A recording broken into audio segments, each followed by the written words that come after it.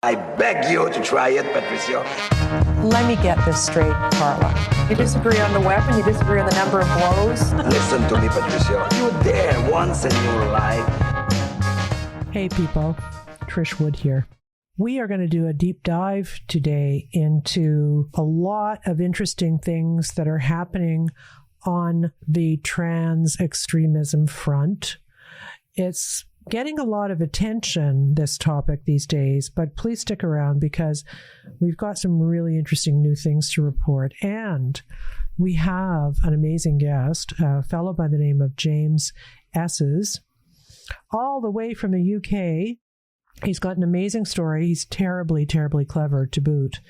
He is a fellow who was getting his degree to pursue a psychotherapy career. And because he spoke the truth about transism and how it should be treated by psychotherapists and psychiatrists, he was kicked out and kind of banished. So now he's fighting back, but it's pretty great because not just is he fighting back for himself, but it's very, very important on a larger scale to understand what's really happened here, and that is professional and institutional capture. That's why this feels so weird, because many, many people who should be stepping up to sort this out are not. They are captured, which means they are all thinking, or at least they're pretending to be thinking, the same thing, despite evidence to the contrary. So he talks about professional capture in a very interesting way. And we also go very, very far down the rabbit hole here, because if you guys have been reading my Substack, you'll know we determine quite a lot of what's happening within this extreme trans movement has to do with fetishes. And what they call, or used to call, in the DSM, whatever the recent one is, 5, I guess, paraphilias, which are these odd sexual predilections, are now being celebrated as stunning and brave. And you see them, don't you, in the gay pride parades now. There are people out there with their leather dog masks on because they're sexually aroused by what they call pup play. Yuck. And we have to celebrate that because that's part of Pride Month, which will soon be Pride Year, according to President Biden. Oh my God, that was so offensive. So we're going to talk about that in a social way, sociological way, and in a psychological way. And I think you'll find a lot of good information in there. What I think the interview will do for everybody, I hope anyway, is let you know you're not crazy. I think the most important thing he said, aside from, how we can respond if we're parents, and he's prepared to help parents if they need advice with this, long distance, obviously by email, but that we're not wrong to feel offended by having a lot of this fetishistic stuff pushed in our faces. We react to ugly pornography in certain ways for a certain reason, and that's not wrong. I kept apologizing for being a bit of a prude, but psychologically, it's not wrong to be offended by men doing bondage games on a parade float in front of children, or the pup play people, or the fact that perhaps many of the people in the extreme trans movement are autogynephiles, which means men who are not suffering body dysphoria, but rather get off on dressing like women. It's a fetish, right? It's a paraphilia. Remember when we used to call them cross-dressers? It was a quaint little name, and people tolerated it. Women would come home and find their husbands, in a floral summer dress with high heels and stockings on. And it was something Fred did to get, they'd say, because he got relief from it somehow. I don't quite know what that meant, but that's what the phrase was for these guys back in the day. They weren't men who thought they were women. They were men who got kicks out of dressing like women. And these people, like many other fetishistic people, are getting protection under the trans umbrella. I think the trans people who are legitimately trans, which is a very small number, have made a huge mistake by dragging these people in. I think they thought they were being clever, but my sense is that it's backfiring. And let me just say this as well. I've said it before, but I mean it. The gay community who got virtually all the rights they asked for, and they actually have more rights than I do, because I'm not really covered by hate speech. I don't know. Women covered by hate speech? I don't know. But nobody ever gets arrested for saying mean things to women. So gay people actually have more rights in a sense than we do. So the attachment of the T to the LGB was a money-raising gimmick for something called the Human Rights Campaign. I've said this before, but it's important to remember. And I think that the T is misbehaving so very, very badly right now that they're not doing any favors for our gay brothers and sisters, gay and lesbian brothers and sisters. I feel myself mad at them. And no, I'm not homophobic. I was and always will be a staunch ally in a phrase used today. And I've got the historical bona fides to prove it. But I'm getting mad because women and children are being thrown under the bus. And women are getting erased and lesbians are getting erased. So please, gay people, stand up for us. Stand up for what you know is right and good. And that is some of the stuff we're going to be talking about with the wonderful James Esses. You may have seen him on social media. A lot of people were talking about him, so we feel lucky to get him. We always get good guests, don't we? And I'm so grateful for that. I really, really am. Let's start with how both Joe Biden and our Prime Minister, Justin Trudeau, are saying the same crazy thing within a few days of each other. I know they coordinate this stuff. We have two of the most embarrassing world leaders in the world. I am asked all the time by people, how do you stand being governed by this guy? You know, people think he's a fool. I mean, he is a fool. I'm sorry. It's not political. It's embarrassing. He's embarrassing. He's embarrassing. And Joe Biden, whatever. I mean, corrupt, demented, nasty, dishonest. I mean, just brutal, right? And he's being exposed and going after Trump. I mean, it's just these, and this is it's hard. It's very, very hard these days. So what did they do in lockstep? Here's what they did.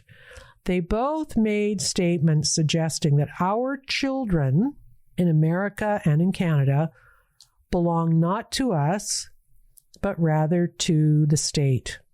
That's what they said. Joe Biden said it very, very clearly at a lawn party for gay pride, millennia, whatever, at an event where trans people took their tops off, showed their breasts, their fake pneumatically enhanced breasts. And there was also a young woman there with I guess she was female to male, with a very, very tragic looking double mastectomy scar, also shirt off, celebrating, right? This is debauchery on the White House lawn. Think of all the men who gave their lives and would love to be at that building looking at an American flag. There were American flags up, but the big main one in the middle was the abomination that they call, well, I don't mind the gay pride flag, but with the new stuff, and I didn't mean abomination religiously, so don't do that. I meant visually. So think of all the soldiers who actually risked something and did brave things. Joe Biden called the trans people, they're the bravest people he knows. Imagine that. What, not the soldiers who fought and have fought and are fighting to get their lives back after losing 3 limbs in Iraq and Afghanistan? My God. It's just depraved. It is depraved. So he said that, and that the children, and it was repeated by Karine Jean-Pierre, was repeated that the children in the schools belong to everyone. And Justin Trudeau said a very similar thing. My heart really fell. I'm going to read you a little bit of what Trudeau said and what the context was. This is from the National Post. Justin Trudeau dismisses parental rights as far right. This is his go-to move, isn't it, people? Anything he doesn't like, far right, it's far right. And the people behind him, the liberals behind him, sit there nodding away. Like trained, so yeah, it's far right. They have no clue what people's politics, individual politics may be. We just don't want our kids looking at things that are way above their age appropriateness. We don't want it, and we don't want them being taught that they're trans because they're having a bad day. We don't want that. But what the Prime Minister wants is for the teacher to keep from the parents when children make these allegedly spontaneous declarations. We know it's BS because they're being indoctrinated into it, and they're getting it on TikTok too. That's what's happening right now. Do you think all these North American kids just all of a sudden went trans for no reason? It's not happening in Belgium. It's not happening in Africa. It's not happening in Tokyo. Right? It's happening here because culturally it's being pushed on the kids. That's why it's happening. So Trudeau is all in favor of parents not knowing what their children are doing. Can you imagine that? So here's the article. It may be that the Prime Minister didn't mean to disparage millions of parents by lumping them in with other far-right radicals like white supremacists and fascists, but that he did so speaks to his tendency to shoot from the lip. I don't know what that line means. What a stupid line. It's worse than that. It's not some mistake he makes. It's a playbook. It's unfortunate that, once again, Trudeau has often denounced partisanship while urging conciliation, uses inflammatory rhetoric which will alienate a large portion of Canadians. Yes, yes, yes. Trudeau's divisive language comes in the wake of the government of New Brunswick Premier Blaine Higgs making controversial changes to gender rules in the province's schools. Shouldn't be controversial. One major change is that parental consent would be required for trans or non-binary students under the age of 16 to change their name or pronouns in school. Higgs, who is facing a revolt from some of his own members about the policy, has defended it as taking a strong position for families. Here. Now, what I don't like about what the reporter just did is assume that the trans students are actually trans and that the non-binary students are actually non-binary. I mean, maybe they're just lesbians and gay kids who are confused. Let's not start hacking them up. In most of Canada, as documented previously, it's now official policy to keep parents in the dark if children come out as trans to teachers. These guidelines have been brought in by stealth and without discussion with parents. Can you imagine? Where are we going here? Where are we going? Apparently, standing against this is to object to a policy that gives parents the right to be told by teachers whether their under 16-year-old child may be transitioning to a different gender. And Higgs is, in quotes, far right because of his support for parental rights, which must therefore be a far right policy in the eyes of Trudeau.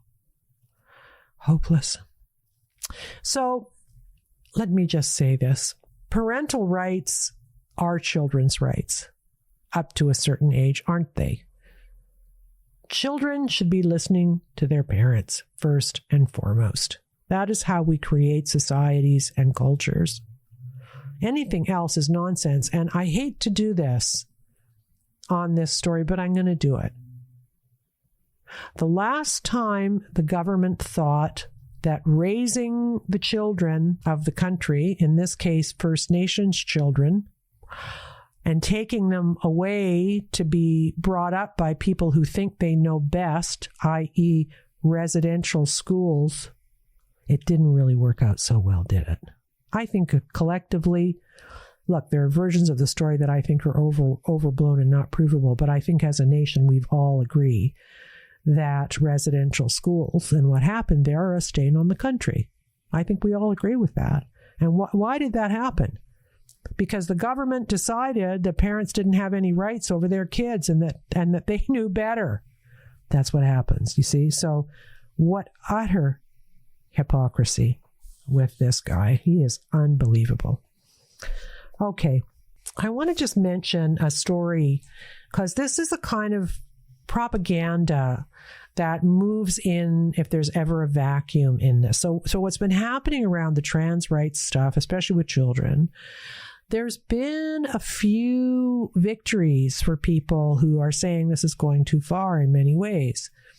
How young you teach it, what the teaching materials look like, taking kids to see drag queens who are behaving suggestively and sometimes overtly grotesquely, and encouraging the children to twerk and all that stuff, right? It's all, any normal person says that's offensive and terrible and why are we doing it? But somehow now we live in a world where saying that makes you a bad person, and all the politicians and media are lining up to do the wrong thing. It's crazy. And there's a pattern here too, if I can just connect the dots before I talk about this story. But the dot connection is, if we look at when everything went off the rails, it started with the persecution of Trump in 2016 by media and a political opposition party who were quite happy to tell the biggest of lies and essentially shut down a presidency, with their story being completely rooted in dishonesty. I mean, Rachel Maddow got a raise. She dined out on a fake story for 3 years. Was she punished? No. She got a raise, right? So that was thing one. Media, massive failure. Political party allowed to get away with sabotaging the presidency of their opponent, right? Thing two, COVID-19, we learned that the managerial class are hopelessly stupid. Public health is not interested in our public health when they're trying to do the wrong thing to suppress a virus. We can all die of cancer and suicide, and that's fine. So we learned that. And we learned the media and the courts were not going to come and get us like the cavalry either, right? So that's 1, 2 issues. So you've got a failure of media, government, managerial class. And now we come to trans, and it's kind of a replay because you've got a whole profession, psychology and psychotherapy, who think you have to affirm a person's new gender without ever exploring if maybe there's something else going on, and get them on the road to puberty blockers and mutilation surgery. So it's this captured profession now, sadly, and also, again, media. Right. So this is a repeating pattern of ineptitude, corruption, enabled by legacy media. That's what we're seeing.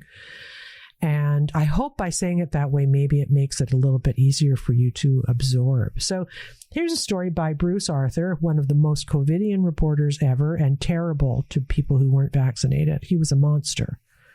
I don't mean that literally. And he's written a story that is... It's a terrible story. 9-year-old girl with short hair was bullied by adults. It's a warning about the anti-LGBTQ panic in Canada. The anti-trans and other hateful views and policies that we're seeing in the U.S. are leaking into Canada. This is just great. He's got to stick to, he's a sports reporter or something, right? Like, stick to your knitting, dude. Because this story, although this is a very sad incident, and if it happened as described, it's not good. It is not good. No one should ever be nasty to a 9-year-old girl in that way. But here's the deal. A good reporter, a responsible reporter, a not ideologically captured reporter would say, wow, why did that happen? Why are people behaving badly? Why are they panicked about these policies? Do they have a reason to be? What's going on here? That's what a good reporter does. But because the lanes, the narrative lanes, are carved out so distinctly, we know Bruce Arthur was pro-COVID lockdowns, pro-vaccines. Of course, he's going to be pro-trans everything. Oh, it's stunning and brave. I mean, I don't know that. I'm assuming, but it looks like it from this story, right? And never, because we're all being obviously accused of being far right by our Prime Minister. Bruce Arthur doesn't feel any need to be fair in this story. So that's what's happened here. Oh, we're all terrible because we're asking questions about something that I know that history will show should not have gone on, like frontal lobotomy should not have gone on, like people should not have gone to jail after being accused falsely in the satanic panic of the 1980s and 90s. That's what's going to happen. And as I say, and I've said on the show before, transgender surgeries and puberty blockers and all the stuff they're doing to kids and adults too will be solved in the courts through medical malpractice. And good and noble countries that are actually looking at data instead of having a leader who is completely captured the way our Prime Minister is, are pulling back on this stuff. They're pulling back. They're pulling away. They see a problem. And the UK was really bad. And now the NHS is not prescribing puberty blockers the way they did. And an organization that was very, very influential in all of the policy making around trans issues in the UK has lost credibility. Mermaids, it's called. So this is going to happen here, whether Trudeau and the leftists who are pushing this like it or not.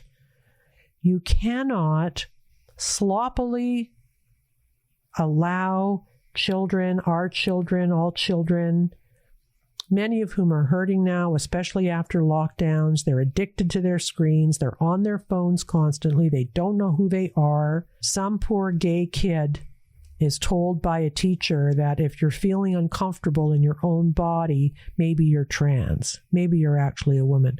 Or a tomboy girl like I was is told, oh, maybe you're a tomboy because you're actually a boy. I believe that many of the young people doing this do it because they are in psychic pain. There's no question. We all are, right? But our law in this country and in other places does not allow the psychotherapist to delve into what might really be going on. They are forbidden from doing it.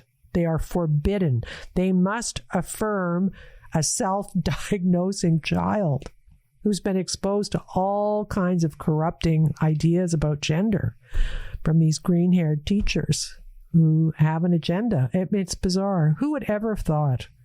Who would ever have thought that this could be happening in our country? It's so sad. I used to love teachers, and now I don't. I say it. If I had young kids, they'd be homeschooled right now. This is too crazy for me. So that is what Bruce Arthur reported, to make everybody who's protesting, to smear everybody who's actually protesting about legitimate concerns about kids not being streamed into this trans silo without more investigation and without so I want to talk about one more thing before we go to the interview, and that is what kids are being exposed to in school. I've deep dived this, and it's kind of gross. And in the midst of it, of course, Illinois Governor J.B. Pritzker, Democrat, signed into law on Monday a bill that he says will make it the first state to outlaw book bans. Wow, doesn't that sound great at first reading? This is such a corrupt article, I can't even tell you. The state's public libraries that restrict or ban materials because of partisan or doctrinal disapproval will be ineligible for state funding as of January 1st, 2024, when the new law goes into effect. It comes as books have become a battleground in the nation's culture wars as some conservatives scour library shelves for titles they consider offensive. It's all conservatives doing this. So that's Legacy Media saying that. Like, the left is not banning books. So let me just back that up a little bit here. So I did some research on that. Yes, the left is banning books. And you know what books they're banning? They're banning To Kill a Mockingbird. To Kill a Mockingbird. One of the greatest books about race ever written. And you know why they're banning it? Because the hero of the book is a white lawyer. And that's bad because la, la, la, white savior, la, la, la. I don't even know what that means. It's just BS, right? So they're banning books all over the place that don't meet the woke, postmodern, anti-racist agenda. It's a perfectly good book, right? So let's look then at what the conservatives are banning. Most of them, as far as I can tell, are books that are being inappropriately shown to children, right? And the main one is called Gender Queer. If you have not seen this, this is a real gem, and it shows the sickness in our society. And I'm not a prude. And James Esses assures me of that I'm not reacting this way because I'm a prude. Gender Queer, a memoir by Maya Kobabe. It was banned by 41 school districts. What they leave out in this mainstream article about it is that it is a graphic novel. The graphic novel shows a kid on his knees giving a blowjob, pardon my language, sorry about that, I don't know how else to put it, oral sex, to another kid. Like they're naked. And I mean right? I believe this is also the one that illustrates and describes the joys of sex in the area, the bottom area region where it's not supposed to go, that area. Anal sex, can I just say that? There's a picture of it. Is it book banning to curate books so that children aren't reading things that are hyper pornographically sexual? Is that book banning? I don't know. It's kind of curating, isn't it? It's being responsible. But this is the information war we live in. So we've got a whole bunch of stuff going on here. We've got a legacy media article that is focusing on conservatives for book bans and not actually saying why they're being banned, like how grotesque they are, how ugly and hideous and horrible and inappropriate for children they are.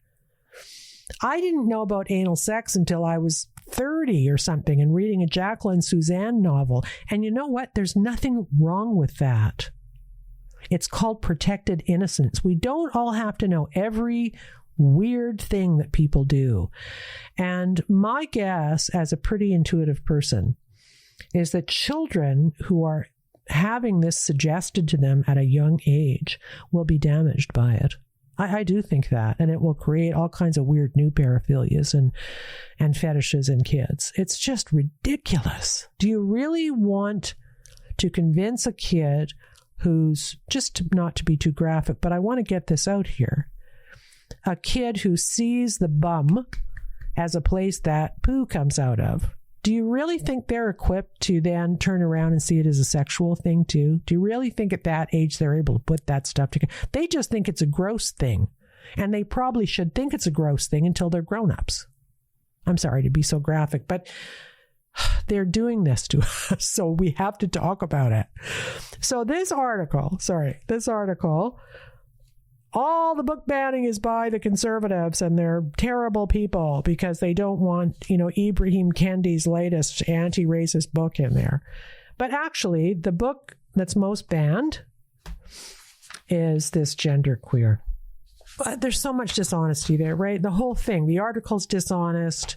The way it's approached is dishonest. The book itself is dishonest. Well, and I would say that the Democratic Party bans, which aren't actually talked about in here in a big way, if at all, I actually don't think they are. Let me just look here. I think they mention that To Kill a Mockingbird. No, it doesn't even mention it. Wow. Oh, The Hate You Give. This is a Black Lives Matter book, which probably says all white people are horrible monsters. And yeah, okay. So I'm not sure I'd want my young kids reading that either, to be honest with you. I don't think it's up to the school to show them that. That's not my reality, and those are not my politics. Although I do think Black Lives Matter. I just don't like the organization. Let's talk about the banning and where this is taking us.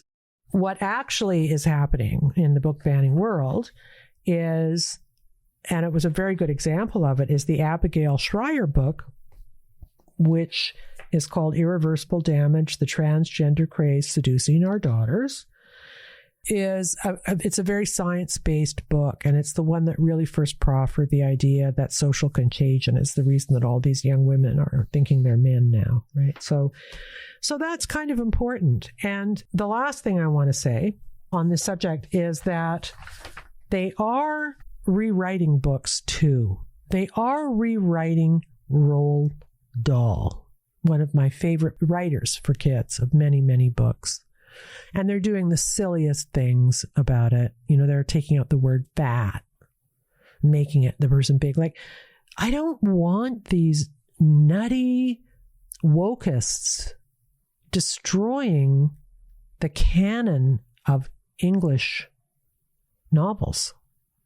Like, Roald Dahl was a bit of a pill. That's not the point. People called people fat when he wrote that book. Are we just going to erase all of it? And so there's not very many people really sticking up against that too. I know good old Salman Rushdie, the most reliable guy with the most always to lose when he speaks up, did speak out about that, and God bless him for doing it. But, you know, here in their little dishonest world about banned books, as if it's not about what they are doing on the left, here we have Banned Books Week, which is an organization, and the honorary chair was a guy named George M. Johnson, and in his picture he's shown he's wearing a big flower crown. And as a they, as is Cameron Samuels, also a them, they, theirs. So they've got all these trans people in there. It's not a neutral page against book banning, right? This is an organization against banning trans books, masquerading. So nothing on the surface today is what it seems to be. It's all dishonest. And it's because these people are really, really good at controlling the messaging and raising money. And they're getting money from people like Martine Rothblatt, who owns Sirius Satellite Radio and sold it for huge billions. And she's a big transhumanist. And J.B. Pritzker, the governor of Chicago's cousin, who is also a trans former Marine. Imagine that. Unbelievable. So this is the world we inhabit right now, and we're going to speak to James Esses in a minute. I'm going to give my little pitch, which is that we do rely on our listeners for support, and I'm always so very grateful to know that we're keeping this podcast going and I'm able to pay the staff because you were kind enough to help support us. So this is the thing. We used to be on Patreon. We're not anymore because they are not a free speech platform and we didn't want to risk them coming for us. So we're on Substack. I do write a Substack every kind of 10 days or so. But the money that goes to my Substack is supporting my podcast. It's just that that's primarily where we want to do the support stuff because it is a free speech platform and we feel like we should support them, right? So if you're supporting us, you get a premium content that you don't get if you're not supporting in that way. So I'd like to thank our premium supporters. It's very, very important for us that you're doing that, and I thank you. And you're supporting free speech, by the way, when you're doing it, so feel good about that. We all should. It's been a long haul, right? 3 years, over 1 million downloads, and it's just been kind of ride or die, hasn't it? We are ride or die on the free speech stuff and criticizing these absolute buffoons who govern us now. I got ideas on how we're going to get out of it, and we're going to drop that in September with some really fun live things we're going to do, and we're going to get a citizens manifesto going. So do come over to our Substack, which is Trish Wood is Critical, and you can also exchange ideas with other listeners and people who've been reading the articles that I post. So I have a website, trishwoodpodcast.com. I have an email, info@trishwoodpodcast.com. I have a Twitter, which is @woodreporting. And I have an Instagram as well. And on the website, there's a little bit of merch. It's pretty fun. A lot of it's trucker related. That'll give you a lift at the cottage. Get your lovely baseball cap for the cottage. Our favorite one is the no hat, which is still popular because they'll come for us with mandates again, next year. We got to be ready, right? Just point at the no on your hat. And we also have trucker, the fringe hats, which are really popular, and other critical thinking merchandise. So that money also helps support us, and it's pretty fun too. So do think about that. Okay, I've talked a lot. I'm sorry. This is a big subject, and I've heard people say, why is it so important? It's important because it infects every single institution. Medicine is chopping people up, kids. Psychiatry is pushing them into being chopped up. Schools are implanting the ideas. And there was a very sad audio that came out of a school in Alberta where the teacher was yelling at a Muslim kid who had, I guess, skipped the gay pride event that day or something, and she was humiliating. It was really it exposed so much about who was teaching our children. Wow. Anyway, that's why we spend the time. This is infectious. It affects every part of our institutions, our media, and they lie, and they're good at it, and they use phrases like top and bottom surgery. And if you haven't seen the pictures of what that means, it is like a horror movie. It is a horror movie. And I talk about that a bit with James. And the media is all in. And if you protest, you're far right. You know how I know that? Because our prime minister said it. Have we heard this before? I had lunch with Tamara today. So Tamara Leach. And yeah, we've heard it before. This is playbook. So let's move on now to my interview with James Esses. He is an extraordinary human being. Hi, James. How are you? I'm all right, Trish. Nice to speak to you. Oh, nice to speak to you. So I don't know where to begin. I have so much I want to talk to you about, but I guess maybe for our listeners, the best place to start is to unpack a little bit of how you came to be speaking out and your own personal story about what it's like when somebody in the profession tries to raise questions. So why don't we start there? You were, as I understand it, do correct me if I'm wrong, were you in a master's program for psychology or something? What were you doing when you ran afoul of the ideology? Yes, I was studying a master's degree in psychotherapy, so I was training to be a therapist. And what did you do? I dared to say that men can't become women and vice versa. And I also dared to say that maybe it wasn't such a good idea for us to be treating children with a mental health problem with irreversible hormones and potentially surgery that they may spend the rest of their life regretting, which I didn't think was particularly controversial, but turns out it seemed to be. Yeah. And so the degree you were trying to get into psychotherapy, was that specifically going to put you in a space where you would be treating people who were claiming a trans disruption of some kind, do you think? Possibly, but when I started off on the degree, I was just looking to be a kind of general practitioner and see people for whatever mental health presentation they had. And so, whilst I anticipated that I probably would in due course have some clients struggling with their quote unquote gender identity, that wasn't my focus. And I was hoping to see a broad range of clients. Yeah. So in what venue did you make those comments, and then how did that impact? Like, how did you hear you were being dropped from the course and that sort of thing? Tell me that part of the story. I began to get concerned over a period of time with the way in which the ideology was taking hold of the profession in the United Kingdom. And at this point, the government had said they were going to introduce legislation banning conversion therapy, which is quite a loaded term these days. the vast majority of kind of abhorrent practices that people think of when you use the word conversion therapy, like electric shock therapy or corrective rape, thankfully those have been criminalized many years ago.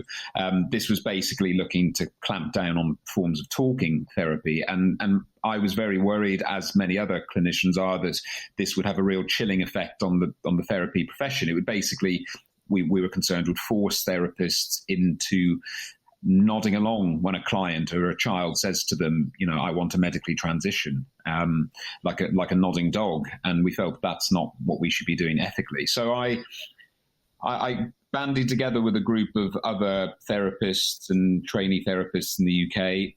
We're now part of a group called Thoughtful Therapists, and we still exist, and we're still campaigning in this space. And I wrote a petition to the government in the United Kingdom, basically saying to them, look, if you're going to go ahead and introduce this legislation, can you please make sure that you protect explorative therapy for children in this space?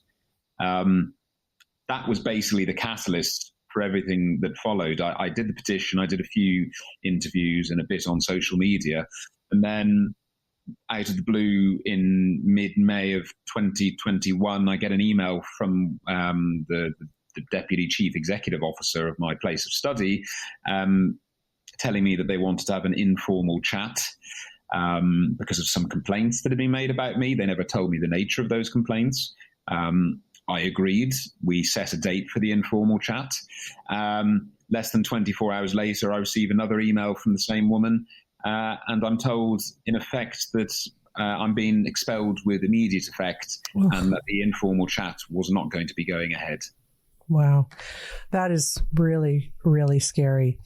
I want to just delve into something you just said that I feel is pivotal in this discussion.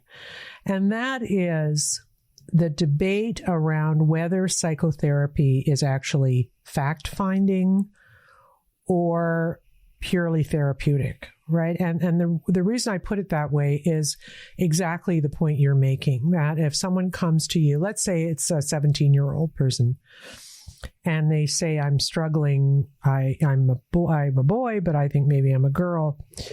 You are there, as well as now here in Canada, precluded from saying, well, are you autistic? Maybe this is borderline personalities, or all the other things that might be playing into this unhappiness, right? You are prevented by law from asking those questions. So, as I understand it. So, is that a deviation from the normal kind of psychotherapeutic practice? Do you try to get to the bottom of people who self-diagnose normally with other conditions? Of course, therapists, whilst they should always engage in empathy and active listening, there is an explorative piece that is required, and sometimes even a challenge of what a client might say to you. This isn't uncommon. I mean, we know that there are many mental health conditions out there that present with symptoms such as delusional thinking. We know that there are conditions in which people feel generally a kind of mismatch in their body. Take something like body dysmorphia, for example. I mean, there's people out there who can be convinced that they are, obese and horribly ugly, and in fact, nothing's further from the truth. You can have people who say that they believe that they're Messiah, and of course, that's not the truth. And with gender dysphoria, similarly, you've got, for example, a young teenage girl saying, actually, I think I'm a boy. And again, that's not the truth, because, biological sex is immutable. So, yes, challenging what a client says, again, in a respectful, empathetic manner, is a big piece of treating mental health conditions. But for some reason, which I'm sure we'll get onto, we're treating gender dysphoria completely differently to how we're treating any other condition. That's very scary to me, because part of what we're talking about, and part of the big fear, I think, for parents now, is the idea that kids are exposed to a kind of social contagion. I believe Abigail Schreier is right about that. I think that's actually happening because of the amount of time spent on TikTok and all of these other places where there's a lot of really cool trans stuff going on. And so if that's the case, and especially young girls are diagnosing themselves incorrectly, but you're prevented then from getting to the real diagnosis, which could be multiple things, then what is to become of that kid, right? If they're just down the road on gender affirming care, it's like you're putting them into a chute they have to go through, kind of regardless of what the facts are, isn't it?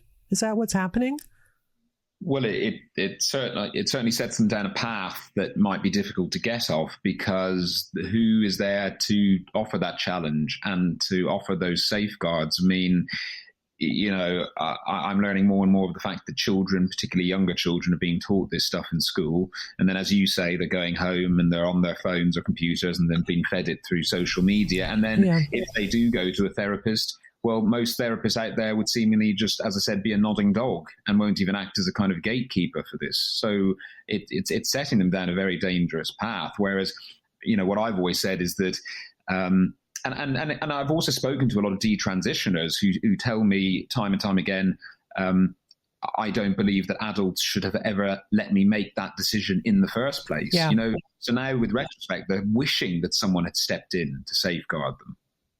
It's very scary because I've been around for a long time doing this job. And back in the day, the idea that somebody was so, to use their phrases, trapped in the wrong body was extremely, extremely rare. And I believe that in those days, in the cases where they were doing this extreme surgery, adults had to be in psychotherapy for 2 years before they would even kind of accept the diagnosis, if that's the phrase we're going to use about it, right? So, and now all of a sudden, it's everywhere, and no one's asking a question about why it's everywhere. It's just, wow, gee, this is really happening. It must be driven by ideology, mustn't it, James? I mean, how are we here when 30 years ago we were there? I just don't understand it.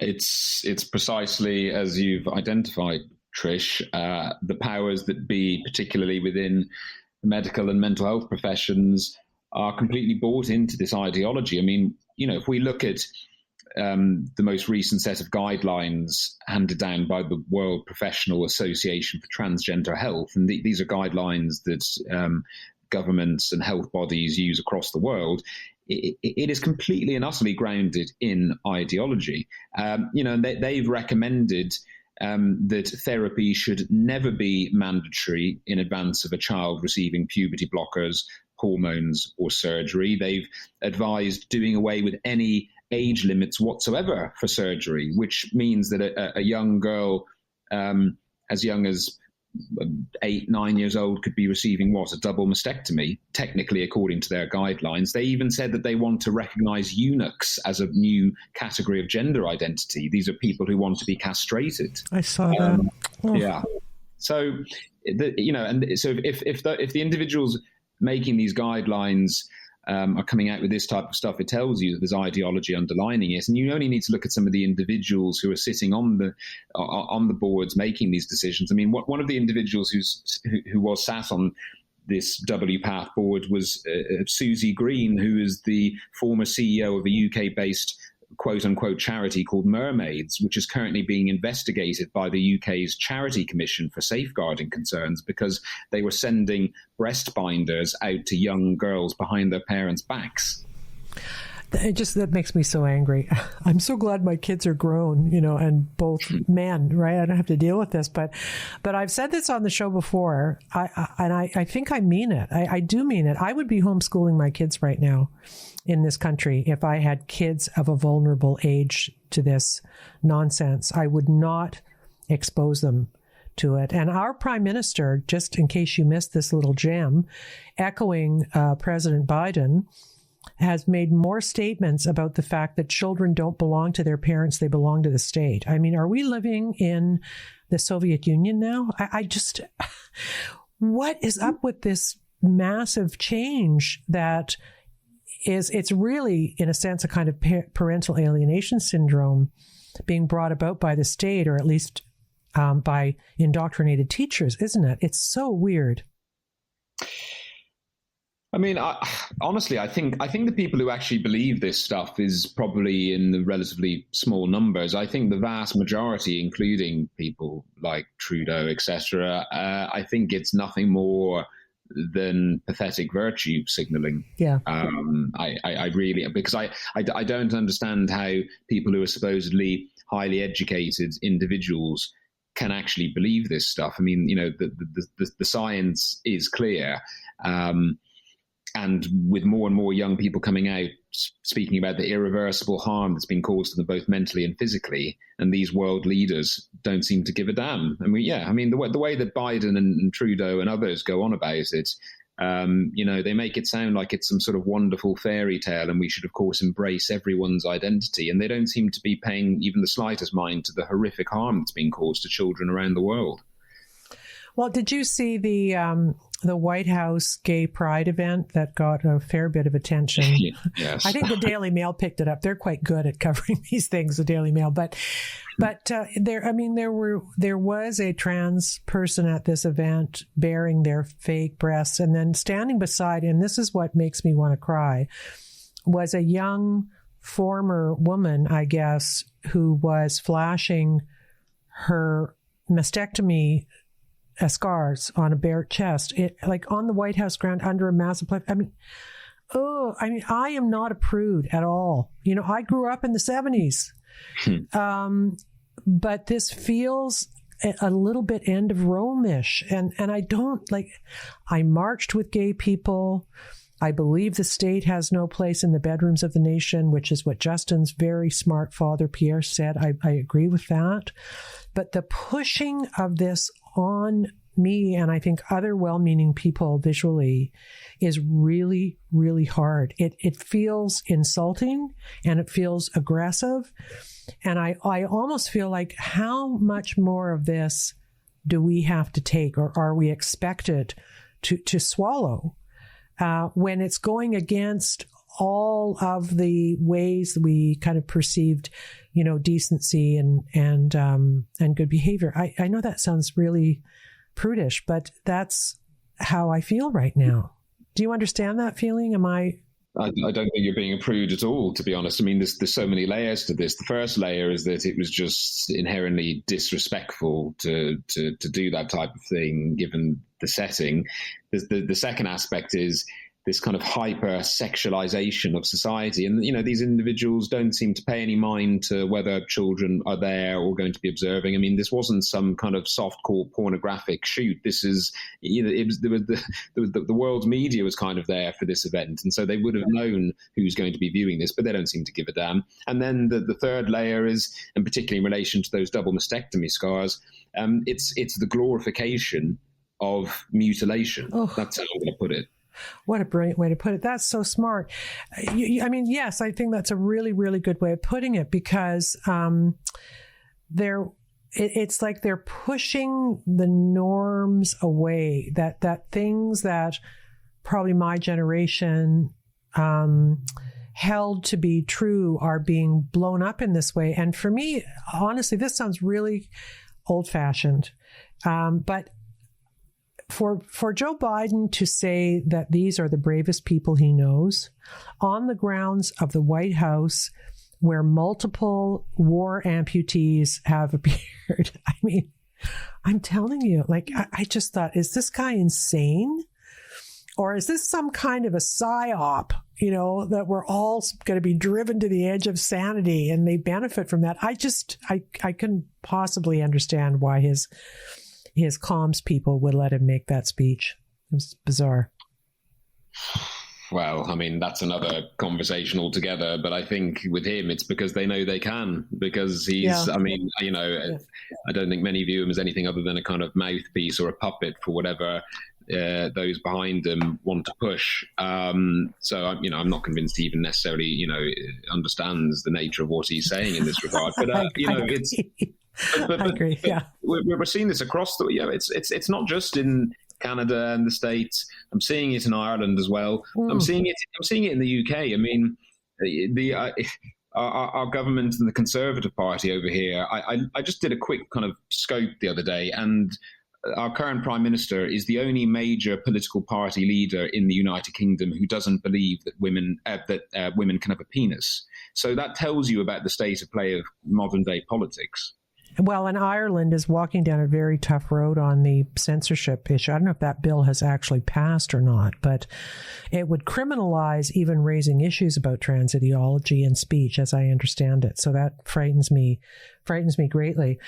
I want to just, this is maybe pushing the boundaries, but since you have the training in psychology, and I'll ask this as someone who, as a true crime journalist for many years, has spent time with some of the best forensic psychologists in the world, including Jeffrey Dahmer's psychiatrist, a guy named Fred Berlin at Johns Hopkins, who I like and admire very much. But what the piece of this that is really daunting for me to understand and accept, and you use the word sexualization, is also the pushing forward of things that we traditionally would have put in the box of either a paraphilia or a fetish. And all of a sudden, those things, without ever them saying it this way, those things now seem to be worthy of having a kind of an out there in your face human rights protection, right? Like the pup play and the gay pride parade and all of these other terrible things that they're now including under this rubric. I'm just wondering, A, if you agree with that assessment of mine, and B, if you do, if it's dangerous for us to go down this route. Aren't some things supposed to be seen as kind of weird and off base and not encouraged? Or again, is that just me being old school? No, again, it's not. I mean, but this is where we come into the issue of the normalization of this, because now it's intertwined with this idea of identity. And of course, to be politically correct, you can never challenge somebody's identity. And so now, because people are saying that cross-dressers, for example, now fall within the LGBTQ plus, et cetera, spectrum. So anything which is labeled as an identity automatically becomes basically immune from critique or criticism. And that's the issue here, because of course we have to wonder what's going on. I mean, and we're seeing this in the UK. Why are the grown men in very, very sexualized outfits feeling the need to go and read stories to young primary school students? Why at these drag queen events that I've seen again in the United Kingdom, do these drag queens feel the need to have young children come up on stage and twerk for money? Oh. On what planet is that considered to be acceptable? But these individuals are immune from challenge, because if you try and challenge them, they will tell you that you are potentially transphobic or you are a bigot. And so people are terrified of speaking out against this stuff. And what's interesting is if you flip the switch and the people going in to do the readings, let's say at a library or wherever, were strippers parading around, like female strippers from a strip club, people would be horrified. But it's exactly the same paradigm, except that it's men, right? They're sexually attired, they're uber kind of, I find their representations of feminine, kind of feminine style offensive, but if strippers were doing what they do, we'd say no, we don't do that in front of kids. But because they're drag queens or trans or whatever we're calling them, it's okay. And not only okay, it's celebrated and it's a human right, and our kids must witness this. I mean, the parents doing this really scare me too. What is wrong with them? I don't know. I don't get it. I think it's the same reason as anyone else is going with this. There are a proportion who genuinely believe that this is the way to be.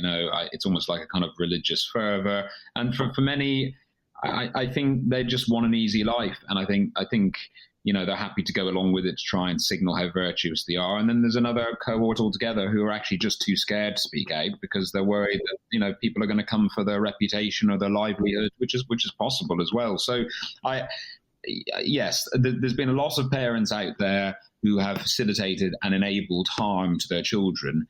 And then equally, there are a lot of parents out there who reach out to me who just don't know what to do, and they're absolutely terrified of making a mistake.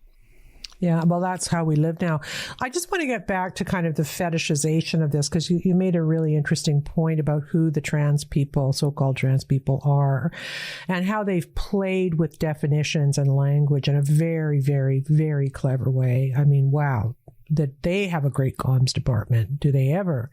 Because what's happened now, in my view, is that anybody, as you say, who claims an identity is then pulled under the protective umbrella.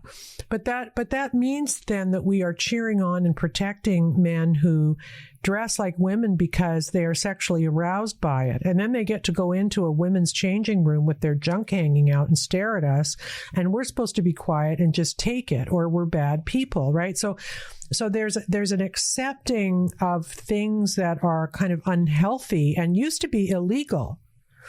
10 years ago, if someone did that, that would be called sexual assault. If they were reported, they'd be arrested for it. Now we have to invite them in and cheer. I mean, so that is also I guess I'm asking you as a professional in the business who would understand these categories better than I ever would, is this pulling together of all manner of disparate and sometimes, paraphilic or fetishistic stuff under this umbrella, and forcing it on people generally and women and children more specifically. How your profession, I guess, not that it's your fault, but your profession could ever sanction that kind of thinking is beyond me. Yeah, it's a tricky one. I mean, I think one of the key issues for me is where do you stop, even if you're going to follow this through logically? And I've posed this question myself online. I've said, well, if you can be transgender, if you can seemingly change your sex on a whim overnight, why can't you just change what age you identify as? And I posed that question originally. I was being slightly facetious, but I've now discovered that there is a movement of people who support being called trans age, who are people that feel that they're a different age to what society recognizes them as. And so what might that lead to? Might that lead to adults wanting to gain access to children's only spaces in the future? And if we go along with the idea that people can change sex, then truthfully, how can we deny that people can change age? I mean, they're one and the same. Are you talking about the diaper people? I'll just put it that way. But, there's grown men whose fetish is diaperism, right? Yeah, and for some it's a sexual fetish, and that's a standalone piece. But for some, it's genuinely people saying it's not even that they wish that they were younger or they like to be treated as if they were younger. They genuinely believe they are that age is a societal construct, and they feel that they're a different age. And God knows where that might lead us. But this is the kind of logical follow through of saying that people can change their sex. Postmodernism will stand like Mein Kampf as one of the most dangerous ideas ever embraced by mankind. The idea that nothing's true and it is whatever people construct. I mean, it's ridiculous. It's absolutely ridiculous. You mentioned a little bit earlier about, who these organizations like WPATH, which is the kind of medical side of this, who advise. I was reading this morning that one of the people advising them even is a guy who has sexual interest in the eunuch making of children. There are like fetish boards about this.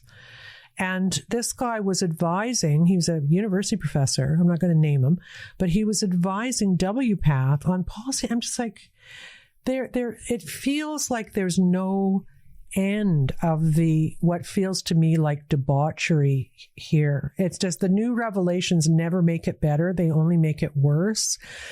And I guess what I'd like you to try to explain, and I'm sure you probably can't really, but explain to me the capture of the people, namely your fellow, psychologists and psychiatrists who are going along with this. How did it happen?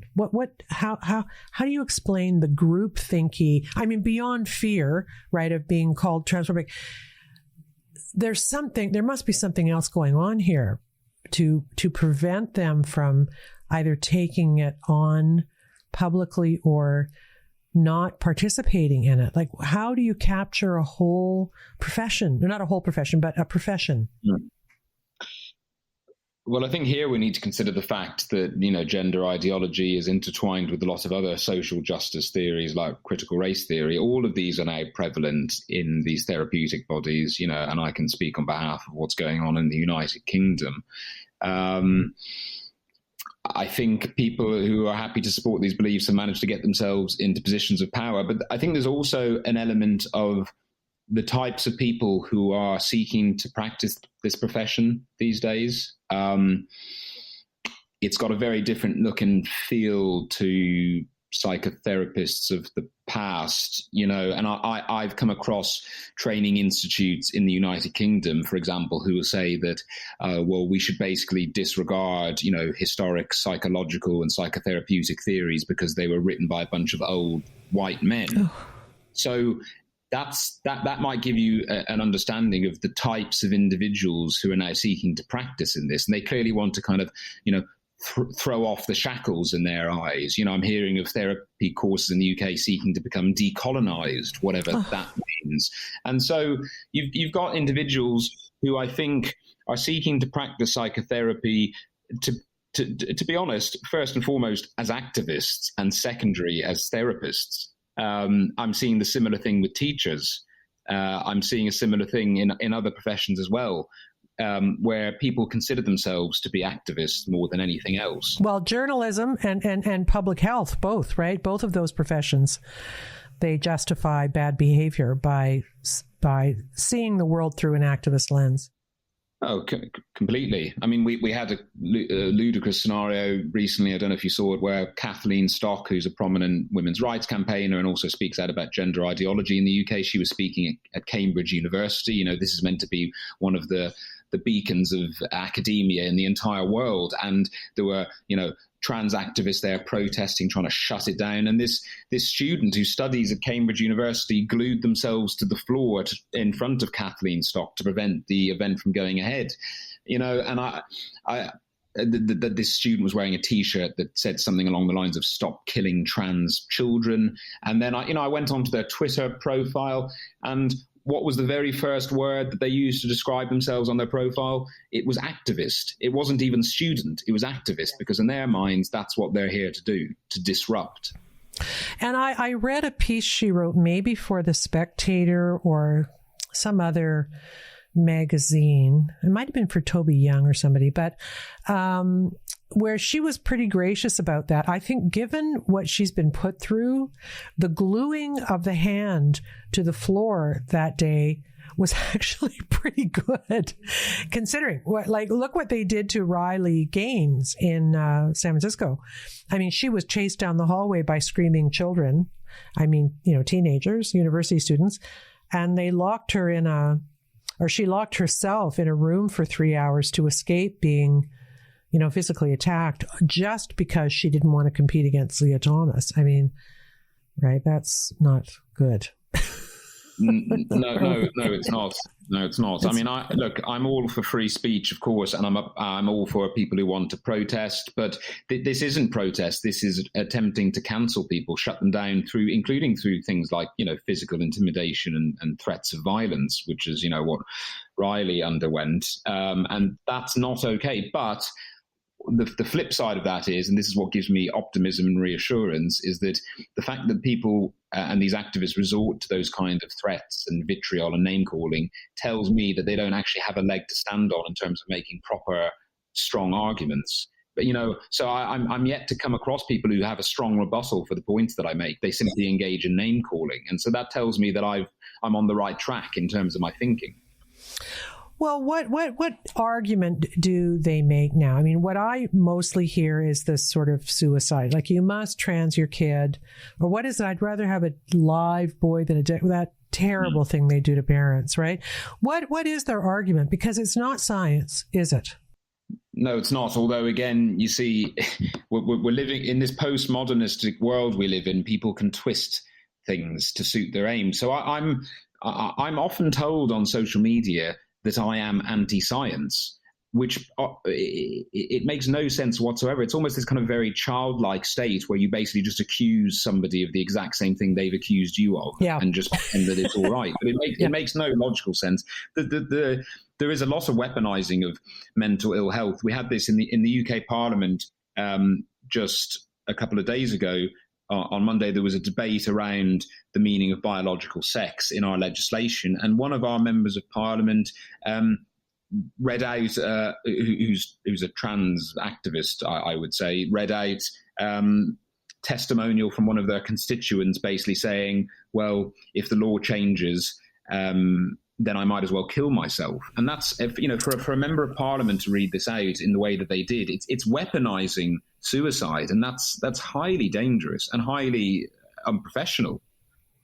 Well, and given that probably a decent percentage of these people are borderline personality anyway, who cut and do commit suicide, not because they're trans or not trans, but because they have other stuff going on, that's not a good paradigm to be putting in front of them, that they should think about doing this, which is kind of what happens, right?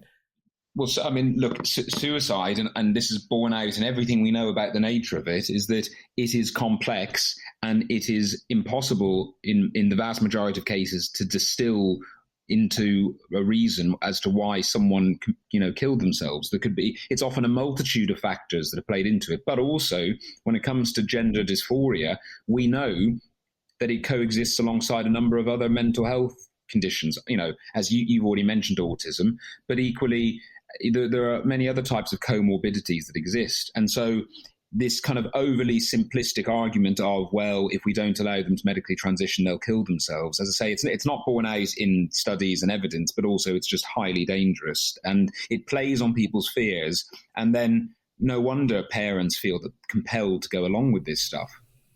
Well, God forbid anything should happen and then they'd feel guilty about it, right? Yes. I know. It's a terrible, terrible predicament. I want to talk to you about what you think might really be going on here. I did a piece for my Substack where I kind of did a survey of who the people in the movement are, because I think Kelly J. Keane had just been kind of sort of attacked in Auckland. There was a mob anyway. And then Billboard Chris was actually attacked at an event on Vancouver Island, I believe.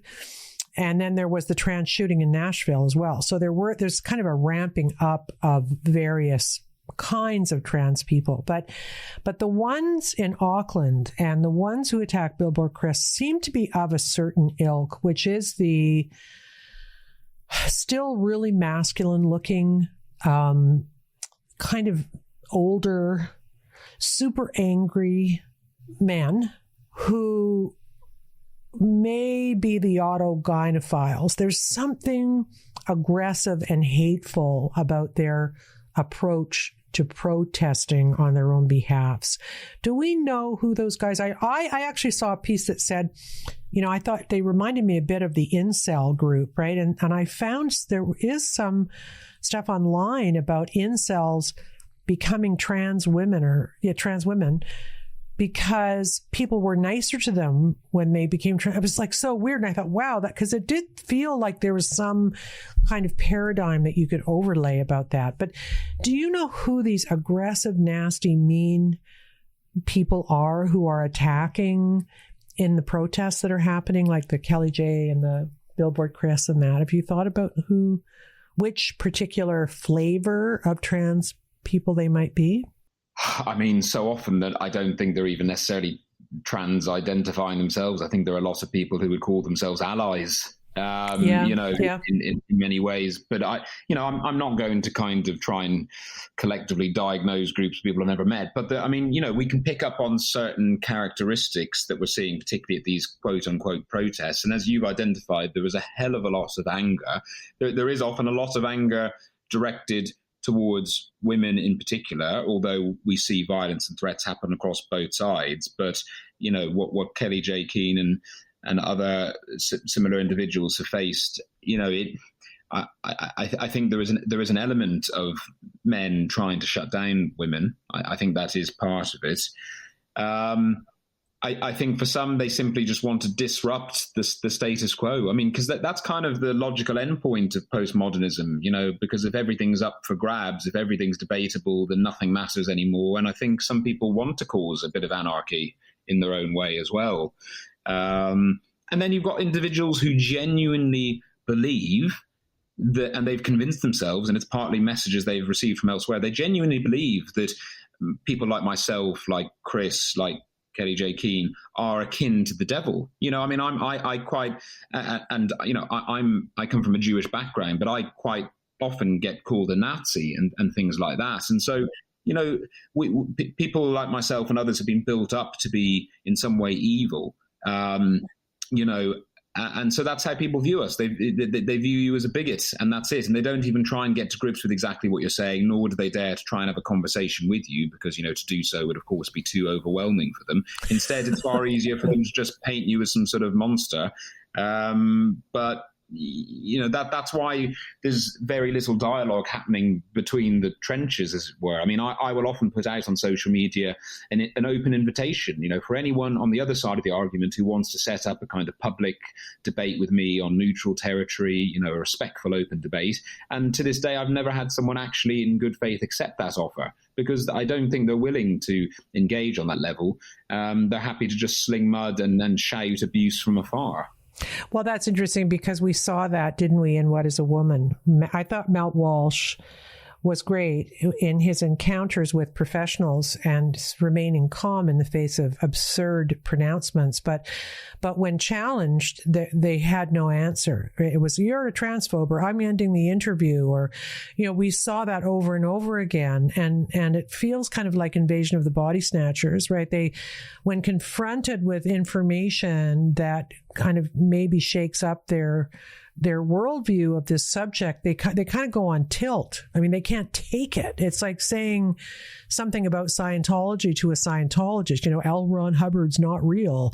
And then, their head explodes. I mean, that's what we were seeing in that. And that film obviously was provocative, but I do feel it served a purpose by showing that, and in his almost Buddhist-like calm in the face of, hostility and dishonesty by the people he was interviewing. What was your take on it?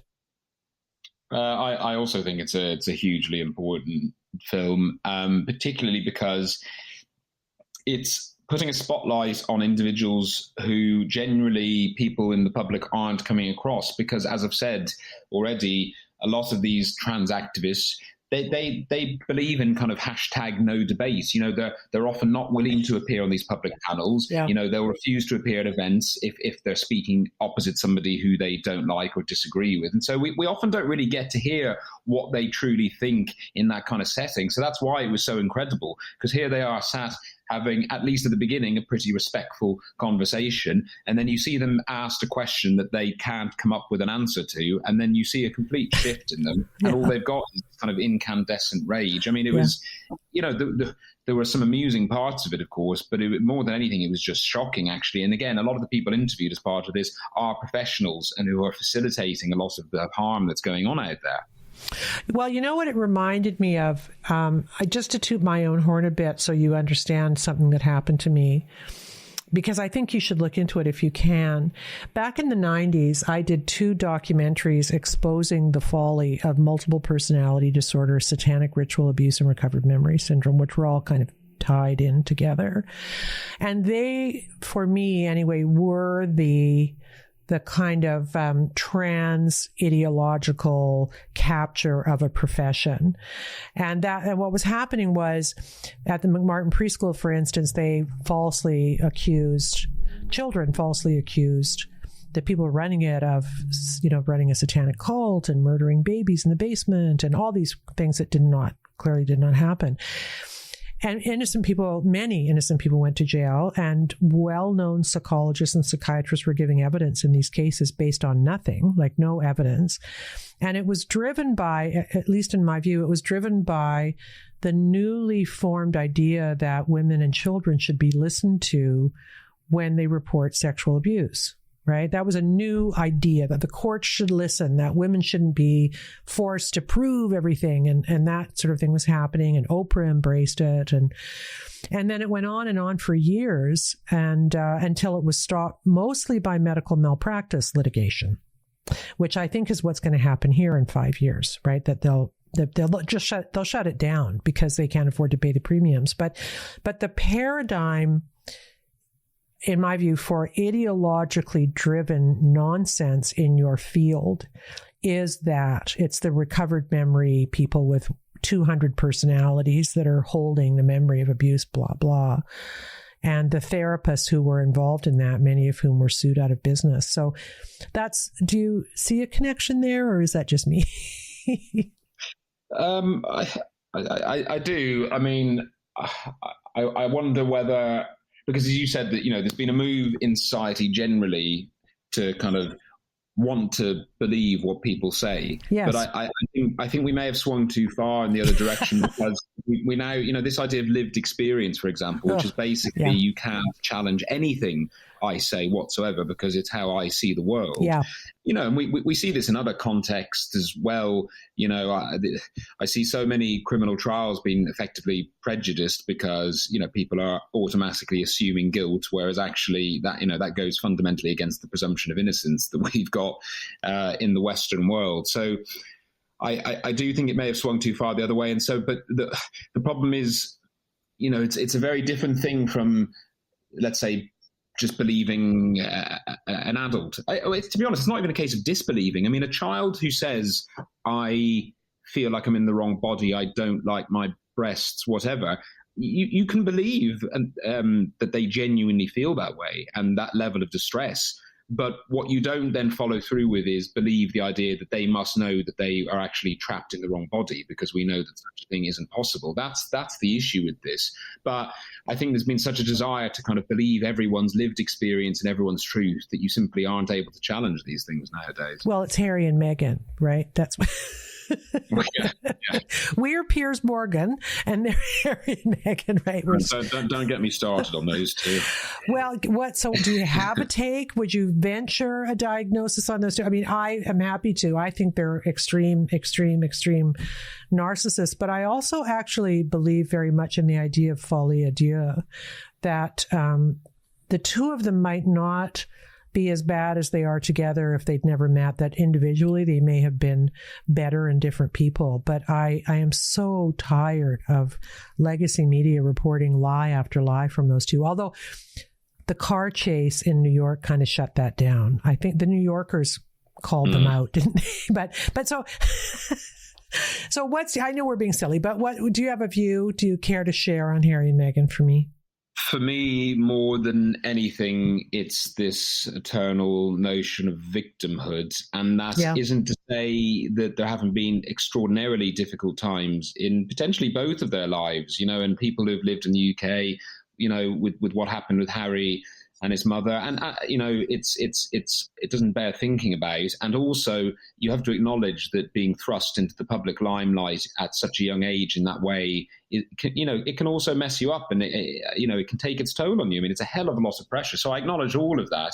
But at the same time, the current narrative basically seems to be painting oneself as a constant victim. And I don't think that's helpful as a society, even therapeutically.